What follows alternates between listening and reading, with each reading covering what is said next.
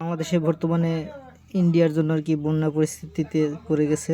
And এখানে অনেকেই আর কি অসহায় হয়ে পড়ছে, বাসা বাড়িতে কেউ থাকতে পারতেছে না, এরকম একটা অবস্থা। তো তাদেরকে হচ্ছে সাহায্য করবেন কীভাবে, মানে সেফ ওয়েতে। তো আমি দেখা দিচ্ছি। তো তার জন্য ফার্স্ট অফ অল আপনি বিকাশ অ্যাকাউন্টে ব্যালেন্স রাখবেন, যত টাকা দিতে চান আপনি। 10 টাকা 20 টাকা আপনার যত ইচ্ছা আপনি দিতে পারেন, সমস্যা নেই। আপনি যদি 10 টাকা দেন অন্যজন আরও 10 টাকা দেবে, এভাবে আর কি ডোনেশন বেড়ে যাবে।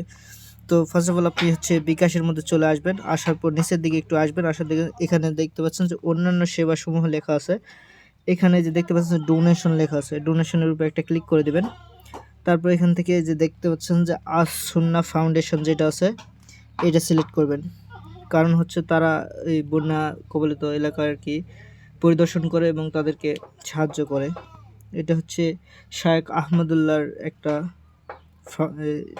ওয়েবসাইট বলতে গেলে। আচ্ছা, তারপরে যে এখানে ক্লিক করার পর এখানে দেখেছেন আমি আমার পরিচয় শেয়ার করতে চাই না। যদি আপনি শেয়ার করতে না চান তাহলে এটা টিক মার্ক দিয়ে দিবেন। তো দেওয়ার পর এখানে হচ্ছে নাম টাম কিছু লেখা লাগবে না। অনুদানের পরিমাণ ইংরেজিতে আপনি লিখবেন, যেমন আপনি কত টাকা দিতে চাচ্ছেন। আমি আপাতত 50 টাকা দিচ্ছি, কারণ আমি আগে সকালেও দিয়েছি। তো আপনি চাইলে 10 টাকা 20 টাকা আপনার যত ইচ্ছা আপনি দিতে পারেন, সমস্যা নেই। তো এগুলা হচ্ছে যে একটা ক্যাপচা আসছে, এটা পূরণ করার পরে যে নিচের দিকে অনুদান লেখা আছে অনুদানের উপর একটা ক্লিক করে দিবেন। তো দেওয়ার পর আপনার হচ্ছে পিন নাম্বার চাইবে, তো আমি পিন নাম্বার দিয়ে দিচ্ছি।